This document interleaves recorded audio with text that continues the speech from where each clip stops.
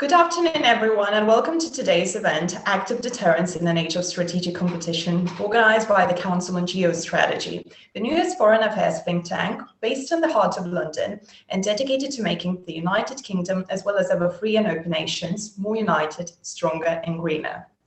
In March, Her Majesty's government released the long-awaited Integrated Review and Defence Command paper. Both documents foresee a more geopolitically volatile era where major powers compete for influence by integrating their discursive, military, diplomatic, and development instruments for maximum effect. Consequently, both documents advance a grand strategy predicated on active deterrence, whereby the United Kingdom forward deploys more of its own instruments for more of its time in the Euro-Atlantic, the Indo-Pacific, even space, to maintain a British presence and to deter geopolitical competitors from revising the international order. Today, we have a wonderful opportunity to hear about why we have to seriously invest in active deterrence in this new era of geopolitical competition. We have distinguished panelists from the United Kingdom and from the United States. Lieutenant General Doug Chalmers, Lieutenant General Eric Wesley, Lord Risby, and James Rogers. I would like to note that, unfortunately, the Director of the National Security Secretariat, Kata Escott, had to withdraw from this event due to her work commitments. James Rogers, our Director of Research and co-founder of the Council on Geostrategy, will join us instead. So now I would like to introduce briefly our panelists. Lieutenant General Doug Chalmers is a former Chief of Defence Staff, Strategy and Operations, the UK Armed Forces. He was commissioned into the 1st Battalion of the Royal Irish Rangers in 1986. He served in Germany, England, Northern Ireland, Cyprus and Scotland, as well as in Cambodia and Bosnia. On promotion to Major General, he was seconded to the US Army as the Deputy Commander for Strategy and support of the Combined Joint Task Force Operation Inherent Resolve. Most recently, he served as the Lieutenant General Deputy Chief of the Defence Staff for Military Strategy and Operations from June 2018 to April 2021. We are also joined today by Lieutenant General Eric Wesley, who is a former Deputy Commanding General at the Army Futures Command, US Army. Lieutenant General Eric Wesley joined US Armed Forces in 1986. He served in Bosnia-Herzegovina, Georgia, Kuwait, as well as Iraq and Afghanistan. He also served for 2 years in the White House on the National Security Council as the Director for Afghanistan-Pakistan Policy and Director for Future Plans for ISAF Joint Command in Afghanistan. Lieutenant General Wesley most recently served as the Deputy Commanding General of Army Futures Command from 2018 to 2020. He currently is the Executive Vice President of Flyer Defense, the leading developer of electric combat vehicles. We're also delighted to be joined by Lord Risby, who is Prime Minister Trade Envoy to Algeria and Lebanon at the House of Lords. Right Honourable Richard Spring served as an MP for 18 years from 1992 to 97 as an MP for Bury St Edmunds and from 97 to 2010 in West Suffolk. He served as opposition spokesman for foreign affairs from 2000 to 2004 and as the vice chair of the Conservative and Unionist Party from 2005 to 2010. Since 2010, he has been an active member of the House of Lords. I'm also delighted to let you know that he is our advisory council member. And we are also joined by James Rogers, who is a co-founder and director of research at the Council on Geostrategy. He specializes in geopolitics and British strategic policy. From 2012 to 2017, he held a range of positions at the Baltic Defence College in Estonia, including as an acting dean.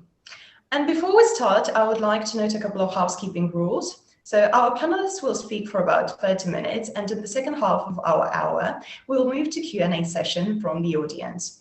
You can ask your questions during the whole course of the event, but please do make sure that you indicate your name, affiliation, and to whom you are addressing your question. So without any further delay, Lieutenant General Chalmers, the floor is yours. Victoria, thank you very much for that introduction. And you mentioned that Kata can no longer be with us today, which I think is a real shame on two counts. Firstly, I'm a very firm believer that policy shapes and directs delivery, or as General Dunford once famously put it, the military don't make policy, they deliver it. Secondly, I left Whitehall late April, so I'm unsighted on the evolutions that have taken place since then. I know there is and will continue to be a lot of that going on, some of which I know other members of this panel and indeed this council will have a much better feel for. So with those caveats made, I'll do my best to explain the journey that the Integrated Review and its subordinate document, Defence in a Competitive Age, have put us on. And my first observation is that it is a journey. The document should be seen as a framework, ones that describe ambition and a general approach, with the primary outcome being to improve our ability, that's the UK's ability, to shape events rather than being constantly shaped by them. That shift involves evolution and change, reform, not just to capabilities and processes, but also to culture and approach. That doesn't happen overnight and constantly is calibrated to ensure that it remains correct for the global context, which we all know is dynamic right now, an example of British understatement if there ever was one. These are the areas that I assume that the centre is working on through the workshops, etc., that I mentioned earlier on. Now, history has taught us that we should try to shape events, but that one needs to be ready for the unexpected. Now, those experiences led to the development of crisis processes and capabilities, countering terrorism or responding to things like hostage rescue being some of the most advanced. But they also involved the NATO processes and capabilities that have retained the threshold which has kept conventional conflict from its members since its creation. Now, history has also taught us that we need to keep our eyes open so that we can track approaches and/or capabilities that potential challenges might be developing so that we can understand and prepare for them before a challenger becomes a threat. A shift that our Secretary of State was very, very clear on throughout all times. And it's something that he's been very focused on and getting us through. And he was very clear that for the Department of Defence, it was a whole of the department responsibility, not just for operations. And it would require intelligence, people, procurement, strategy, and operations really to bind together. And that's an example of that shift in culture that will take time to deliver that I touched on earlier.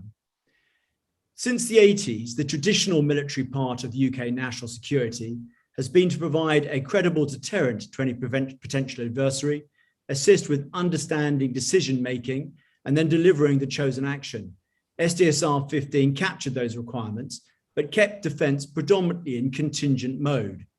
The increasing competition, which Victoria opening referred to, between great powers has and is changing the character of partnerships and alliances, and thus the adaptations that medium and small powers need to make in looking after their own national interests. Now, even a casual scan of British history shows that this isn't actually a new lesson. After all, globally, the UK's historical strength has been and remains allies and partners. These economic, diplomatic, and military partnerships enable us to protect our interests and citizens abroad. In the increasingly hard-edged global competition for advantage, we can no longer take them for granted, as those that seek advantage over us will degrade those relationships wherever and whenever they can. We therefore must invest in them if we're to continue to leverage them. To do that, we must be able and prepared to assist our allies and partners constrain and fight threats to mutual interests and values, and then constantly review our contributions with them to ensure that the partnership remains collectively credible, sum of parts type stuff. And this would be my second observation. Your title infers that the UK will be doing this unilaterally. We won't. The grand strategy, if you have to call it that, is to develop approaches and actions to secure our interests that reflect partners' national interests, leverage competence, and shares the burden. Delivering these approaches is art and requires a level of HMG integration that the IR describes. This is the reality that the IR and the defence paper acknowledges. Hold contingent capability at readiness, and they need to be capable and credible, which means modernisation and research and development to develop advantage. But that we also need to be structured to be engaged forward, strengthening the resilience of our partners, and not episodically, as has been our habit, but persistently to build a sense of consistency and trust in the relationship. For defence, the interaction between forward engagement and contingent reaction is live. The current carrier strike group deployment is a very good example of that interaction. This has always been the case, particularly for the Royal Navy, but it will evolve even further with both the physical and virtual domains as capabilities adapt and or come align. Our ability to rapidly reaggregate will be key to ensure we can get ahead of escalations or shape them in their formative, dynamic early moments.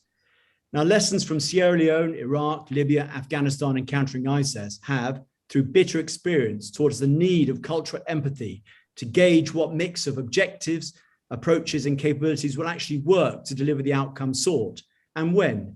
Just in case anyone thinks that I'm advocating a cookie-cutter solution, I am most fervently not. There isn't one. My experience is that each partner and challenge needs a tailored approach, but the ingredients of train, advise, assist, accompany, equip, and enable are common. It is the scale and timing that adjusts. Over the past decade, we adopted parts of this approach because it works, but we've done so incrementally and without adjusting force structure. This means that parts of the force have not been used, while others have been overused. Given the increasing scale of the competition to protect national interests, this just wasn't sustainable. Ministers and officials judged that we're at a tipping point, and we need to change our posture from contingent warfighting to one that is structured to dynamically operate constrained forward, leveraging the ingredients that I mentioned earlier, while remaining ready to fight. The defense paper formally recognizes this, and that's a central addition that SDSR 21 makes. But as I mentioned before, it's not complete. It provides a framework with high ambition and a general approach. For me, its foundation will be made up of an integrated campaigning approach supported by modern audience analysis and a support system of global strategic hubs linked by tactical and strategic lift. You can't beat physics. This foundation will provide us with the conceptual and physical agility required. The second part on it is Defence's existing and proven global engagement platform will be augmented with additional advisors, training teams, and forward presence. We'll also increase our partners' access to our globally respected UK-based training system. Now, these capabilities form what we are calling our persistent engagement platform. It will literally fly our flag, physically deepening relationships by providing greater consistency to them. In support of that platform will be forces that are prepared to partner to assist our allies in defeating threats. This is where initiatives such as the Future Commando Force and the Rangers will primarily deliver. Finally, through the ability to rapidly aggregate forward deployed capabilities and project those at home, as well as focusing those in the virtual domain, the whole force will be ready to fight. And with that, I'll rest and back to you, Victoria. Thank you very much, Doug. Lieutenant General Eric Wesley, the floor is yours. Thank you, Victoria, and Doug, thank you for your comments. And it's good to be on this panel. I appreciate your invite here. I think the title of this effort is most critical because I think it is the most critical issue facing our time right now, and I could go into some detail on that. It's also unfortunate that we are doing this on the heels of what we've all seen in Afghanistan. It's been a difficult month for the West and not reflective, frankly, of what we're talking about today if we're really to peel this back. The two documents, Victoria, that you opened up with, I think are helpful as we use that as a framework to discuss this. Frankly, I think the MOD paper is far more useful and practical. And for Doug, your work on that, I appreciate it. I want to highlight, if I could, a quote by Mr. Wallace in the opening remarks of the MOD paper. He says, "It's tempting to shield the sword of sentimentality to protect previous battle-winning but outdated capabilities." I think that's important. He's highlighting something that's very important there because the MOD paper, the integrated review, talks about new warfighting concepts. And when we talk about new warfighting concepts, we have to ask ourselves, why is there something new? What has changed? And so what I'd like to do is to talk about what I think has changed in the national security environment, and then those critical things that we in the West must do in order to continue our ability to deter. Because we relied on a warfighting concept at the end of the Cold War called airland battle that was very effective in isolating the challenges that we were facing with the Soviet Union at the time. But what has changed? Something must have changed if we need a new warfighting concept. And I think there are three things in the international environment that we have to consider. The first is this idea of a revanchist Russia, who have demonstrated an ability to change their army since their incursion into Georgia and then later on in their incursion into Ukraine. We've seen a significant improvement in a revanchist Russia. The second is a revisionist China, who have experienced an unprecedented GDP growth over the last 30 years or so that is frankly unprecedented for any of our Western nations. And then the third thing is those two nations watched us in 1991 and 2003, and they've responded, which is really important. So with those three things, what did they do? I would say Russia and China have done three things that have put us at risk. The first is they challenge us in all domains. The United States, our partners and allies have experienced ubiquitous communications capabilities over the last 30 years, where we were unchallenged in our ability to communicate and move data. We have experienced ubiquitous air superiority over our opponents, and we got used to being able to operate in an environment where we could move at will. Both of those things will not be true in future conflicts with both Russia and China. So they've challenged us in these domains that have precluded our freedom of movement.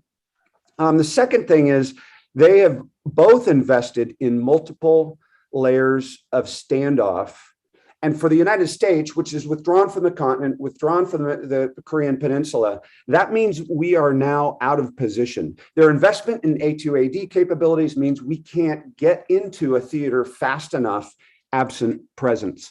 And so we have to consider the fact that their investment in multiple layers of standoff has been fundamental.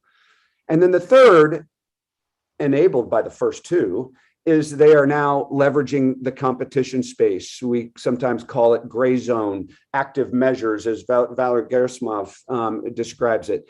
And they are now able to operate in those environments below the threshold of conflict, putting our national security presence at risk. General Doug mentioned the changing nature of conflict because of this space of competition. Western armies are not used to operating left of conflict, and we must get into that space if we want to be able to deter. Now, speaking on the topic of deterrence, many will ask, well, what about nuclear deterrence? Doesn't that still exist? Some of you may remember General Don Starry, who was the father of air-land battle in the United States. And he said, when a peer threat gains nuclear parity, you must invest in superior conventional capabilities. And that we have mortgaged as a peace dividend over the last 30 years. And both the United States and our Western partners and allies have mortgaged that because we spent the peace dividend, frankly, and are now out of position. So very quickly here towards the end, what must we do?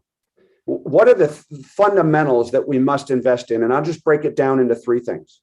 The first, as General Doug mentioned, forward presence is indispensable for conventional deterrence. If I say nothing else that you remember today, it is this: physics still matters.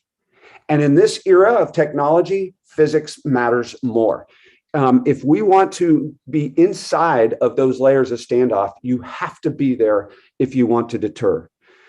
The second is this space of competition, which I already alluded to, and we don't have time to talk about it now, and maybe the questions we can bring that up, but the military can no longer wait to cross the threshold of conflict to be involved in deterrence. Otherwise, we will lose to fait accompli initiatives by both China and Russia. We have to be able to compete. And if you were to ask me, what does compete mean? It means to aggressively, daily, with decentralized operations, across the strategic, operational, and tactical levels, we have to seek to sustain or improve our national security posture across all of the dime, leveraging all domains. That is diplomatic, information, military, and economic. So we have to compete left of conflict. And then finally, an idea we haven't talked about yet, and that is the ability of the West to conduct joint all-domain command and control. We don't have the resources to invest in massive armies as we might have in the past. So that for every resource, every weapon system, every capability, every deterrent mechanism has to be integrated at the point of need very rapidly. And it can't be something that we put together after conflict is started.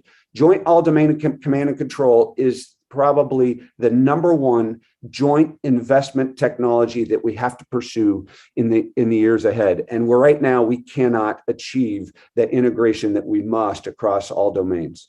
And so with that, I think I just want to reinforce three things: forward presence, competition, joint all-domain command and control are three areas that we have to invest in as we move towards the future. So thank you, Victoria, and back over to you.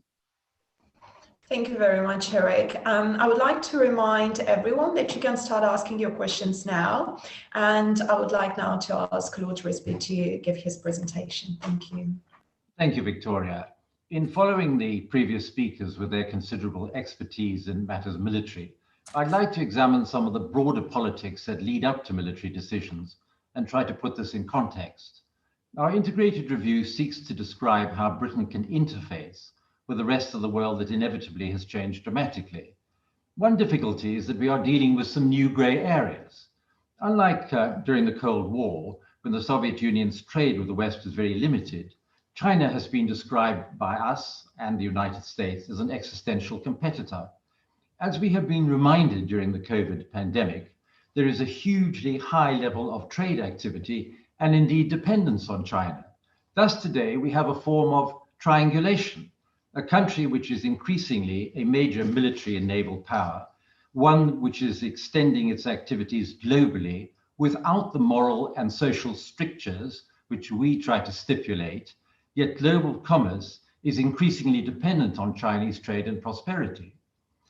If we are to have military capability and credibility, it is crucial that others know we have the political will to deploy it appropriately. And what I believe we have to do is indicate clearly defined lines. At the heart of this must be freedom of safe passage on the seas. When we dispatched HMS Defender to the Black Sea, we underscored this. And let us remind ourselves that Russia successfully invaded two democratic neighbors, either directly or via proxies who are now controlling this captured territory, against international law, and frankly, with very limited critical comeback. We underlined the singular importance of maritime law when we sailed through the South China Sea to strong protest. But as a trading nation par excellence, we have to show the clearest support for an open international order when the rules-based system is being eroded, not least because the Indo-Pacific is an area of fast economic growth where we wish to join the CPTPP, chaired by a very supportive Japan. This month, we witnessed Russia and Belarus cooperating in the Zapad military exercise. Russia has not been shy in its military exercises on the Ukrainian border and elsewhere.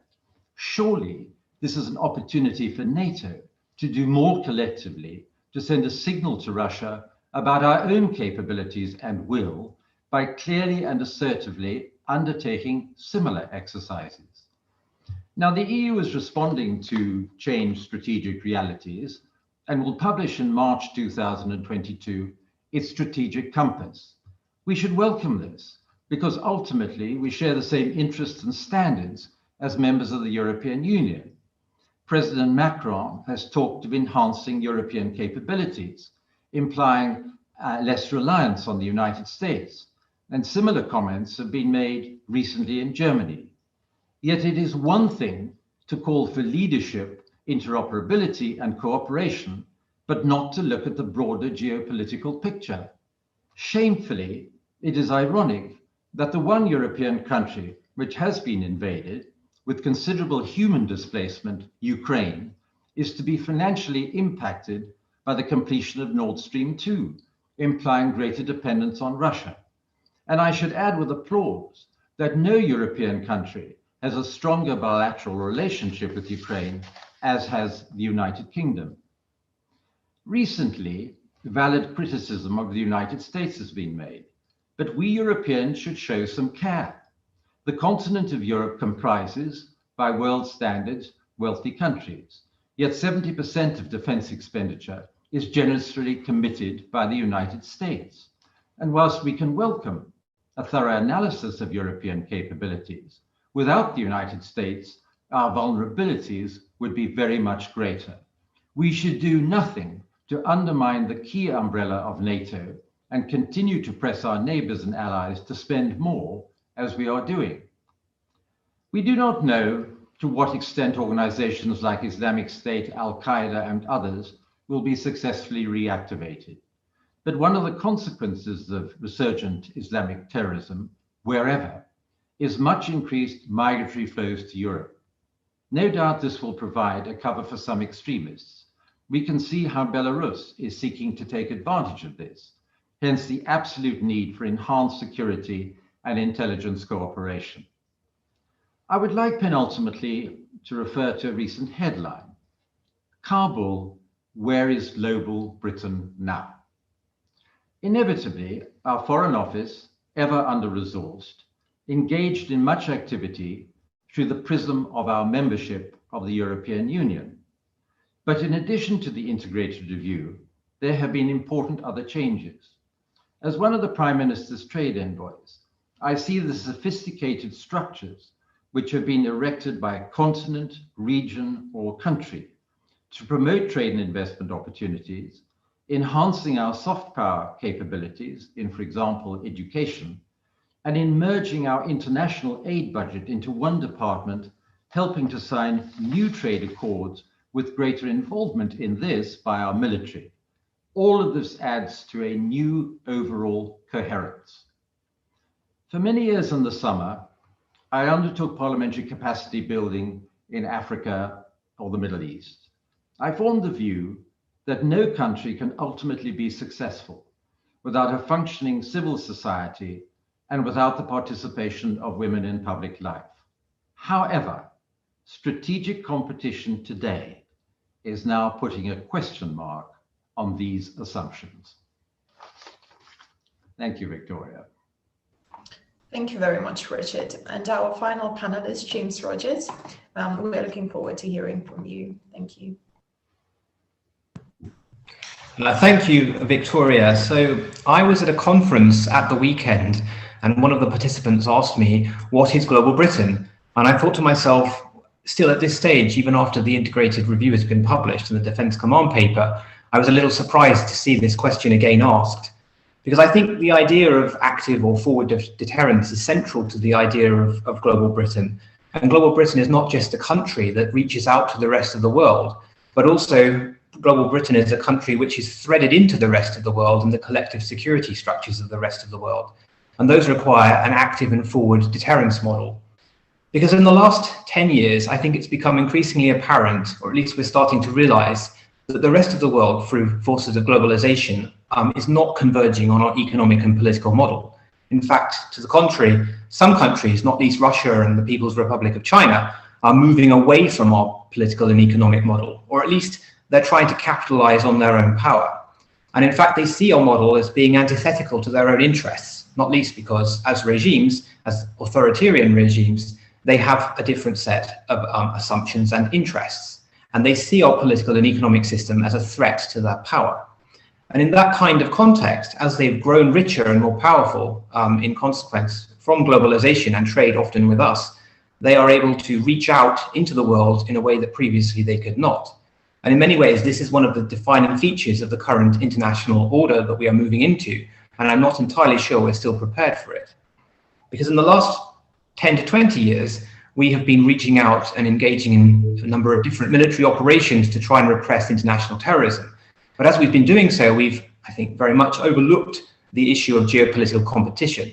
Now, in 2014, with the Russian annexation of Crimea, this became increasingly apparent. But nonetheless, I think we're only at the start of this realization, and it will take many years for us to continue to move forward.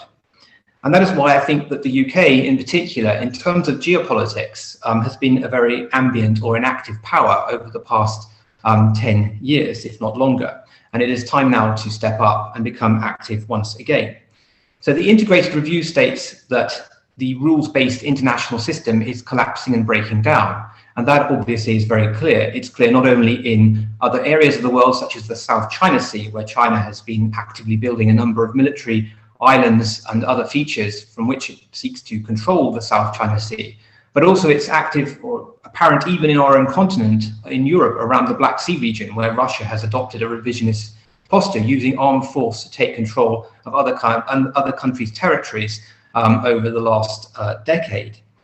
So as the rules-based system breaks down and collapses, we're no longer maintaining a system, we're actually in a different era. And the objective has to be to keep that system as open as possible. And that is why the integrated review, I think, states that our objectives now are to maintain an open international order and not a rules-based international system. Now, this requires a changed way of thinking, and active deterrence has to be at the heart of this thinking. And this is not only active, but also it has to be forward. And I think previous panelists have explained very well why this has to be. It also requires greater resources. For the last 10 to 15 years, defence spending in the UK, like many other Western countries, has been in steady decline as a relative proportion of gross national income. This current government has changed that. In November last year, it announced an increase of some £24 billion. But nonetheless, is this enough? And where will it lead us in the next 5 to 10 years? It also requires that we underpin collective security in a way that previously we perhaps have not. And that means not only in Europe in the context of the NATO alliance, but also more broadly in other areas of the world, because as I alluded to previously, and as other panelists have explained, the geopolitical assumptions of the world have fundamentally changed. We've moved away from a Eurocentric geopolitical system to a global one, which is increasingly dominated by the rise of the Indo-Pacific, not only in economic context, but also in a strategic and geopolitical one. And this requires that we understand that increasingly we're not dealing with two distinct or discrete theatres, the Euro-Atlantic and the Indo-Pacific, but one integrated one, an Atlantic-Pacific, if you will. Not only because China's Belt and Road initiatives and other projects are leading it closer and closer to the Euro-Atlantic region, but also because European countries are refocusing more and more on the Indo-Pacific, the UK included. And the United States, of course, the custodian of the international system for many years, is also focusing more and more on the Indo-Pacific, not least as China is rising, particularly in East Asia, to contest it. So this requires a much more active posture as well. But the issue is, where does Britain particularly focus on? Yes, it has to focus on the Baltic. Yes, it has to focus on the Black Sea. We've seen an active deterrence implemented there over recent years, whether through the enhanced forward presence of NATO or the operations of HMS Defender in the Black Sea, as well as operational orbital in support of Ukraine. But it also requires a tilt toward the Indo-Pacific, insofar as the Indo-Pacific is becoming the center, as I said earlier, of geopolitical gravity and the global economy. This will lead to a number of different trade-offs in relation to both the Euro-Atlantic and the Indo-Pacific, and we have to get the balance right. And that's why, as General Chalmers said, we have to work with allies and partners and work out not only which ones are the most effective and the previous allies that we have are our established allies, but also potentially reaching out to new ones. And this requires that we have a greater forward presence. We're more forwardly deployed in more areas. This requires that we think more about the infrastructure of global power. Previously, we didn't, because we assumed that we were in a position of dominance, particularly in the 1990s and the 2000s. But this will become increasingly contested as time goes on, and other countries such as Russia and the People's Republic of China continue to expand and extend their own presence and seek to push us out of key regions. And this finally, I think, requires that we focus increasingly on our allies and partners, and also that we potentially create new allies and partners and deepen our relations with countries that previously we were not particularly connected to. So this requires a fundamental appraisal of our existing alliance portfolio, as well as to encourage those allies that are not pulling their weight to step up and do so. So there are a number of questions I think this issue or this era opens up. Firstly, defense spending. Is it enough? Or do we need to move towards the normalization of defense spending insofar as over recent years it's fallen to all-time lows?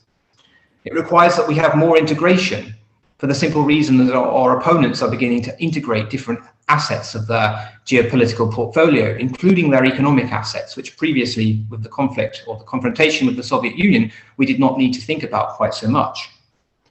And finally, I think it requires that we integrate not just military aspects into this enterprise of active or forward deterrence, but also that we think about the discursive dimension, which is often overlooked, particularly in liberal democracies such as our own.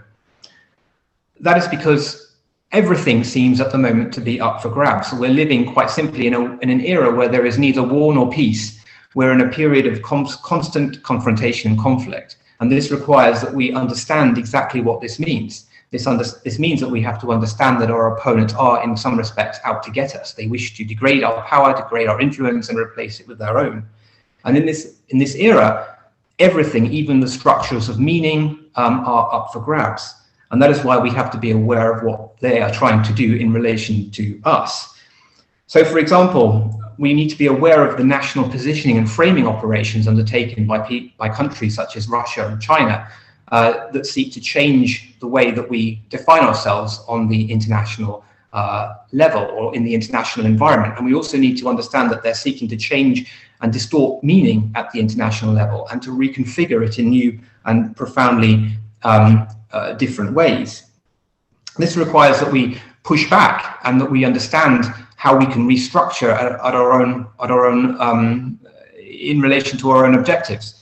This is a very deep and complex process, and one I think that is further undermined by sometimes our lack of or our timidity at the international level and our lack of self-awareness or self-confidence. And that is another issue I think that we need to focus on.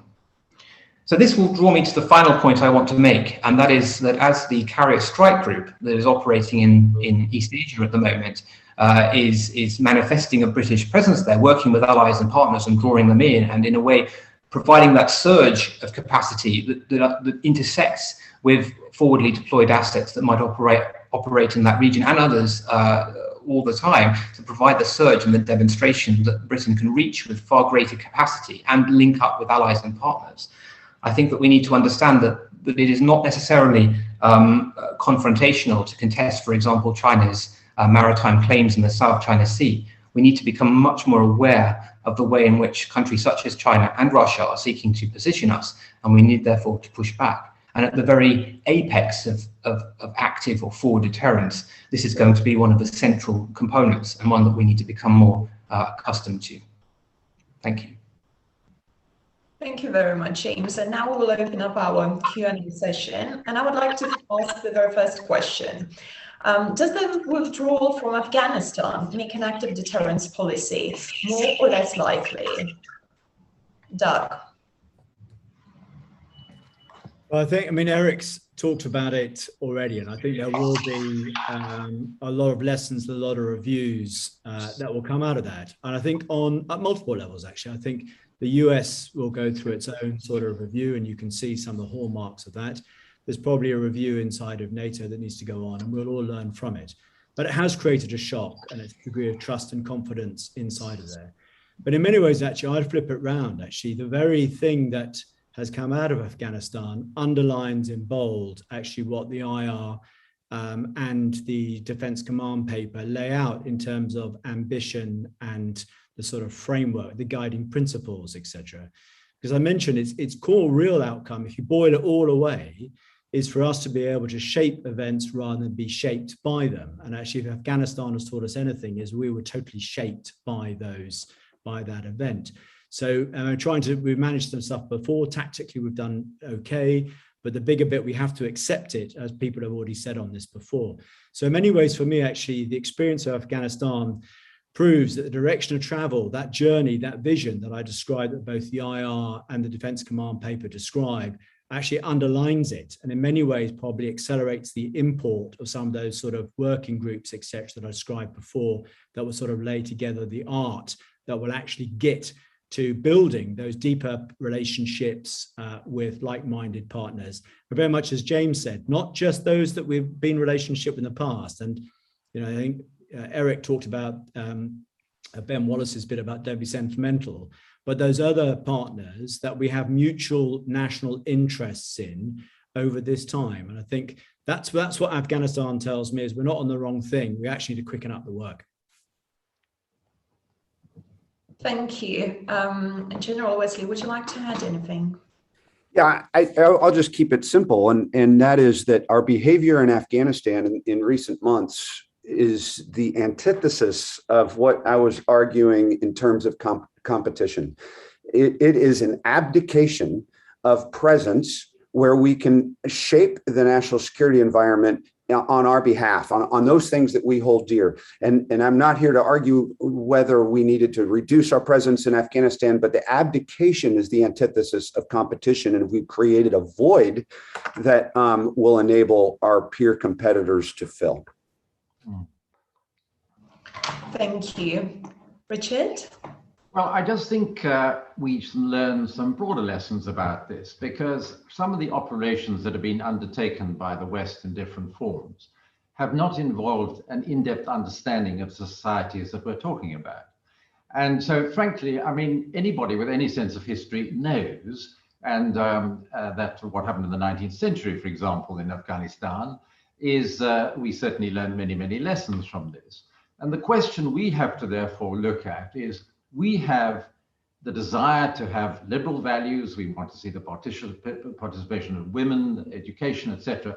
But let us remember why we went into Afghanistan in the first place, which was to deal with a specific horrific challenge, which is Islamic State and Al-Qaeda and everything that flowed from it. We then moved on to something else, and we helped to create a structure of governance, which unfortunately was very corrupt and rather inept. And this is the difficulty for our times, because apart from the strategic challenge overall from a military point of view, we now have significant players on the world stage who are happy to develop relationships with countries without ever asking questions about the nature of the society. So although we will, I entirely agree, we need to cooperate and have different sort of relationships with perhaps countries we haven't had before, I think we need to be very, very careful when we engage in countries exactly what we are trying to achieve, and before we move on to other elements of that achievement which may not be sustainable. Thank you. And James? Yes, I think we should remember that we undertook the mission in Afghanistan at the sort of giddy years of our power in the world. And I'm not sure that we would undertake that kind of operation in the same way today. I mean, initially, yes, the removal of Al-Qaeda was essential, but then the mission changed somewhat and became more of a nation-building operation. That's not something that we should necessarily turn away from, I think, at least in principle. But I think we have to be more careful how we do this in future. But I think the biggest takeaway of all is that we need to focus more on our ability to do things, not necessarily by ourselves, but at least without the United States, or when the United States chooses to disengage. Because without that ability, actually, the entire sort of international order becomes less sustainable. If a single country is relied upon by everyone to prop up everything simultaneously, then I think we have problems. And if not the United States, then who else could do it? There are a number of other relatively large and powerful countries, Japan, France, Germany, but none of them really have the degree of reach and the broad capacity that we do. And if not us, then who else will take this sort of mission forward? So I think we need to provide, or at least begin thinking about how we can provide, in a way, a second role within the world to help to reinforce this open international order. And that's not necessarily going to undermine the position of the United States. I think it will actually strengthen and reinforce it, because it means that our opponents know that there is potentially another set of countries that could act if the US chooses not to, or doesn't have a particular interest there in a particular area. And there may be some instances in the future where that situation comes about. So we need to be prepared for it. And I think that's the main takeaway we should take from the withdrawal from Afghanistan. Thank you. Sir Bernard Jenkin, a member of Parliament for Harwich and North Essex, is asking, we are all listening to these great contributions, but who is affecting the way government thinks about grand strategy, or what I prefer to call national strategy? How much capacity does Whitehall have to generate, sustain, and review national strategy? Doug. I was rather hoping that might be a question for James to and I recognize this very much, actually. At my time in harness, the pace of Whitehall is frenetic, and you're constantly managing the now while you are trying to shape the concepts for the future. And I think, I in my opening comments, I said we learned some bitter lessons out of everything from there. And, Lord Risby very much describes one. I think our lack of cultural understanding, empathy, and I've seen some of the other questions that are coming as well. Do we really understand what is going to work to deliver an outcome in a country? Do we really understand? Do we have empathy for the local actors? And do we have the rapport to get them to the edge? Because sometimes when we rush and we cook stuff up in fast pace, we assume. And those assumptions, we end up being mirrored by the people we're going to work with, which is often shallow and doesn't work well. And sadly, definitely my experience from, over a career, I think I'm much happier with the way we behaved in the counter-ISIS campaign, for example, than we were entering in Iraq and indeed in Afghanistan in the early days. Our awareness and our ability to work with the locals to deliver outcomes that were sustainable, that fitted the local grain, I think were much, much better. But that does take time, which comes back to this question. So the heart of government is whirling at 1,000 miles an hour. And as we see from even now, the level of stuff that's going on due to COVID pressures, economic pressures, all the other stuff that's going on is huge. And, and that's why I thought James might answer this, because I do think that there is sort of an onion ring of sort of think tanks crossing where questions can be given to people, frankly, who have time to read, think through, and then take a thesis or a hypothesis that central government might have and sort of test it and sort of add some value before. I mean, I've definitely found since I've been out of harness, I've had more time to read and reflect than I probably ever did within.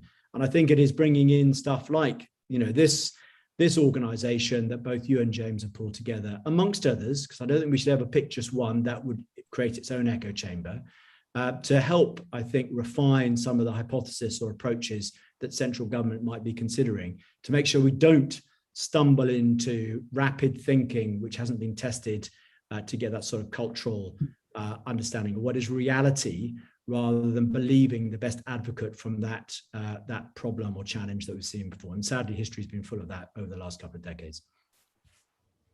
Thank you. Richard?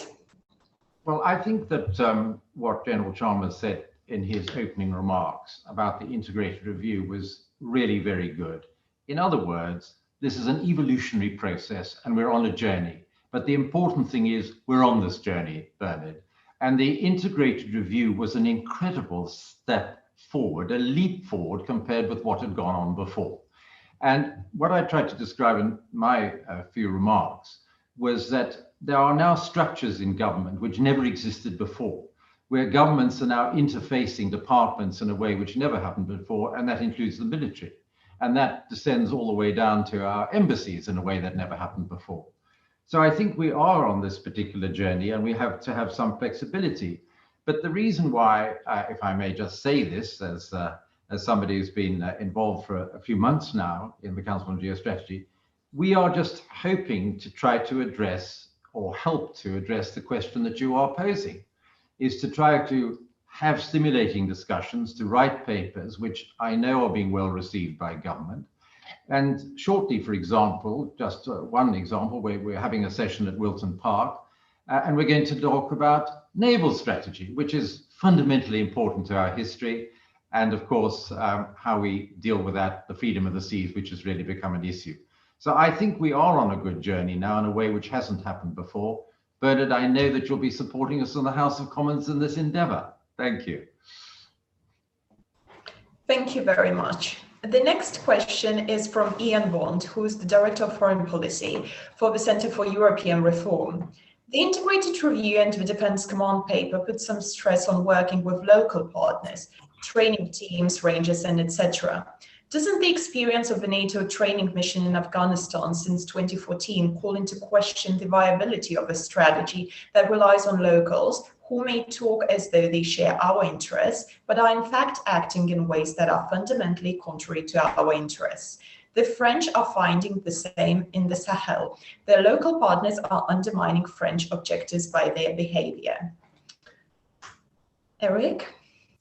Yeah, it's interesting. I think we're going to spend months and years studying the investment we made in the ANDSF and their viability. And I think the question is a good one, but the inference or implication of the question, I don't know that it is clear yet.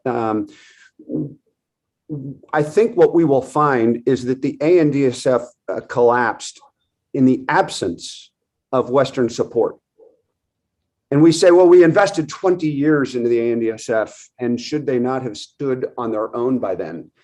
And I've heard recently some discussion on this, and I would venture to suggest that I'm not sure there is a nation on the planet that can sustain itself against its primary competitor without mutual support.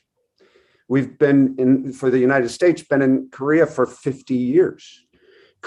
Can South Korea sustain itself against its primary threat in the north without support?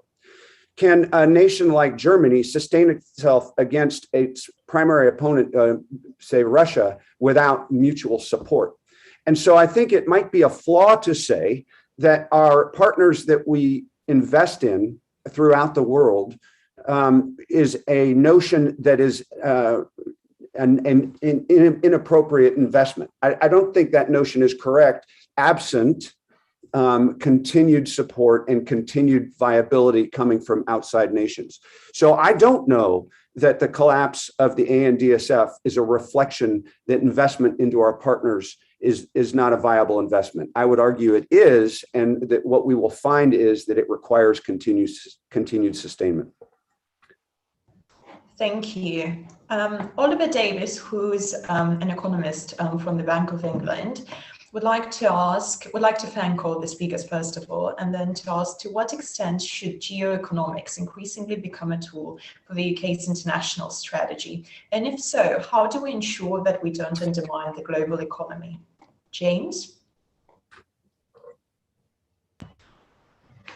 Yeah, that's a really interesting question, and I think one that is extremely difficult in many ways to answer, except to say that our opponents see economics as a centerpiece of their strategic thinking and the way in which they position themselves in the world. Now, over the past 20 or 30 years, we've moved increasingly to the idea of free trade, open economies, very minimal strategic or government intervention in the economy, and that we should allow the economy in a way to run itself. This was one of the central ideas of the 1990s and the 2000s. But we've now got to a situation where we have our competitors that do not necessarily see the world in that way. They see it very, very differently. Even some of our allies and partners see it rather differently. They see a strong role for the state and for the country in the direction of the economy and in support of their trade and economic interests. They're not playing the economic game in the same way that we want to. So I think we need to be very aware of that, and we need to start using our regulatory tools and working with allies and partners, like-minded countries, to ensure that they do not succeed. Because if we allow them to succeed, they're going to succeed in other areas as well. And eventually they're going to try and undermine us. And they will succeed regionally, and then they will succeed globally. So I think this is something that we need to think much more about. And this is one of the roles that I think some of the think tanks in London and in Washington and elsewhere can play a role in undertaking or thinking about. But to do so, we really do need to move away from some of the sort of established box-like thinking that we've become so accustomed to. And that's sort of awkward because it sort of, in some ways, gets to the very fundamental being of what we want to be and who we are as a country. But nonetheless, it's one that we're going to have to get to grips with. Thank you. Duncan White, who is a consultant analyst at the Prevail Consultancy, would like to ask the following question. The UK is a prisoner of its geography, a rapidly curtailing US partner and a fraudulent European Union military context starved of resources and manpower. So do we get to stand on our own globally, or do we embrace Australia and New Zealand thousands of miles away? Our previous strategic partners seem to have gone home. Now what? Richard? Well, I think it's all of the above, or two of the above, frankly, because we have left the European Union. That's a political decision. But the point is, we are still all interconnected just because we're part of the same continent. And we faced having Russia on our borders, And I repeat, I mean, a country which invaded two other countries, and what was the blowback? There was virtually none in terms of reaction. And so we have to work together. We have to encourage our European neighbors to understand these challenges, but not only do so from a military point of view, but from a political point of view as well, because there has been an absence of that and some very, very grave areas indeed. But as we've been talking about, there is this tilt in the world, in the wealth of the world, which is to the Indo-Pacific region. The Trans-Pacific Partnership is really an indication of that. We hope to become members. And of course, the most enthusiastic supporters of this are the Japanese, who've been sharing the partnership, and also our great friends with whom we are involved in trade deals now with Australia and New Zealand. So what we need to do for the countries that have a similar view, a commitment to freedom, liberty, to the freedom of waterways of the world, must start working more closely together. In principle, they're doing so. But I think that this is not a separate exercise. This is something which includes Europe, of course, but also in terms of Britain reaching out where perhaps hasn't done so fully in the past with our friends and allies, facing up to the new geopolitical realities in the world. Thank you. Eric? Well, I think I would echo those comments specifically. As I mentioned earlier, I don't think there is a nation that can sustain itself against its primary competitor or primary opponent without mutual support. So the idea of going it alone, I think, is probably misguided. Now, having said that, I do think nations can't make themselves in their national security framework or their budgeting that make themselves solely dependent on others. In the case of the UK, I think what you all are seeing is, can you depending on the interests involved, the United States or other allies and partners. And so we have to invest in ways that gives us independent autonomy while garnering the power and influence of our mutual collaboration and cooperation. Thank you. Doug, would you like to add anything? I think a lot has been said, but I'll just add a couple of pence. He's absolutely right. I think whether we're a prisoner of our geography or whether we just accept that that's a fact, we sit where we sit. We still sit at an important nexus. It's not the most important nexus, which arguably it has been probably for the previous 100 years to now, but it's still important. And we should never forget that the US is an Atlantic power, and I think the phrase was used in an Atlantic Indo-Pacific sort of range on that side of it. So there still is a link there that's important to the US that we provide. And that US relationship still remains key, particularly amongst our navies inside of that area. EU and NATO sort of adaptation, not really a longer subject, not for now. And in terms of, for us, the UK, we have other partnerships like the Joint Expeditionary Force, for example, with our Baltic cousins who have very similar sort of views, prosperity, and it's the same neighborhood that reflects our importance of looking together inside our own area. And if you go to the further side where our interests are, and I touched on this before, we've had interests in the Far East for a very long time, but they've mostly been individual persons, British citizens, and trade and business interests with some diplomatic support. And there are ways in which some of our old partners, not just New Zealand and Australia, which are obvious and strong relationships still continue, but the Singapores, the Malaysias, the other people like that, who we have got links with, we've supported and worked with in different UN missions. What more can we do with them, with fisheries protection, things like that, etc.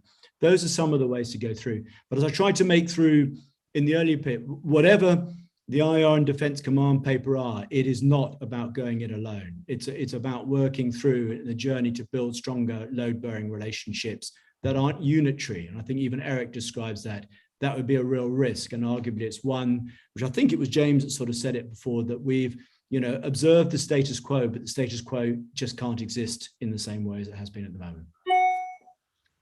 Thank you. And James?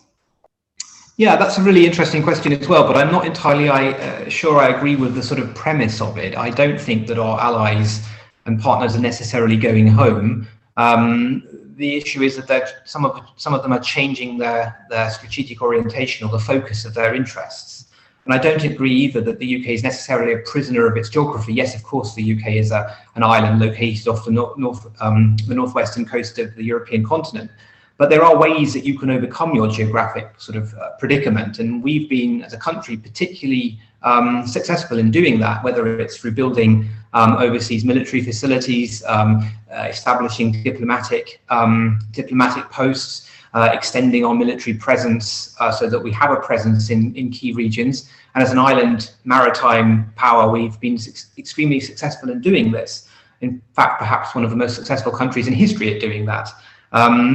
There are also other ways you can do this through extending, the instruments and the power that you have to reach out into those regions as well, and building close partnerships with allies and other partners around the world. And we're very good at doing that, whether through NATO, which was one thing that Ernest Bevin, the former British Foreign Secretary, played a key role in establishing, or even in the sort of more fluid partnerships and coalitions that have been growing over recent years, such as the Joint Expeditionary Force, or even close bilateral relations like the Lancaster House treaties with France. So there are ways that we can reach out into the world. We're not a prisoner of our geography as such. That's too deterministic. And I'm not sure that our allies and partners have gone home. The issue for us is to determine where our interests are, and then how we can work with new allies and existing ones to secure our interest. The most important of all, I think, is our sovereignty, our ability to influence the world and not be shaped by it, but also to maintain an open international order so that authoritarian regimes cannot close it down.